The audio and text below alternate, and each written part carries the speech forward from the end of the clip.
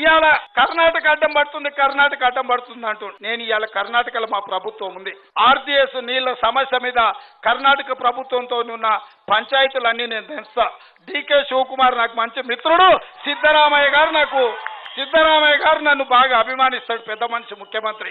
మేము పోయి నేను సంపద పోయి కూర్చొని పక్క రాష్ట్రంలో కాంగ్రెస్ ప్రభుత్వం ఉంది, శాశ్వతంగా ఆర్డీఎస్ సమస్య కర్ణాటకతో తెంచే పూచి బాధ్యత మేమిద్దరం తీసుకుంటాం. ఎందుకంటే ఈ ప్రాంతంలో పుట్టిన బిడ్డ, మీ బిడ్డ చిన్న దళిత కుటుంబంలో చదువుకొని ఇంతకొచ్చి ఈ రోజు ఎదిగి మీకు ఎమ్మెల్యే, ఏఐసిసి సెక్రటరీ, మహారాష్ట్రకి ఇన్ఛార్జ్ అయిందంటే మీ ఆశీర్వాదం ఉండబట్టి, మీ అభిమానం ఉండబట్టి, మీరు ఆదరించారు కాబట్టి మీ అలంపూర్ లో ఎక్కడో మారుమూల పల్లె దళిత కుటుంబంలో పుట్టిన సంపత్ కుమార్ ఇవాళ ఏఐసిసి సెక్రటరీ, మహారాష్ట్ర అశోక్ చవాన్ లాంటి మాజీ ముఖ్యమంత్రుల సరసన కూర్చొని దేశ రాజకీయాలను ఇవాళ నిర్ణయిస్తున్నాడు.